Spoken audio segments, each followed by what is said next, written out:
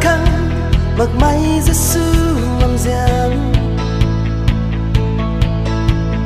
ai cũng mày ta gieo away xuân mai ở ta say thao away ai rin khăn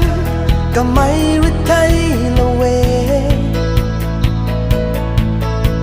ring thao đất na ring xuân mai đi away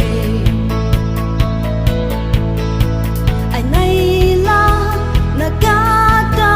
thuani ai hay nàng khang nghe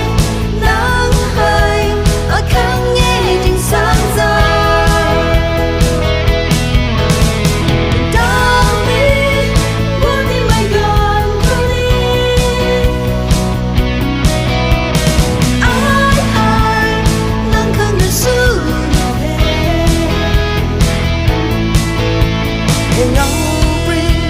ri mai cái bao nàng ta man say ba lấy gối rồi na tuan ko vì lu ra xuân bằng đi ani còn giang khăn ri na nam dây cây lỡ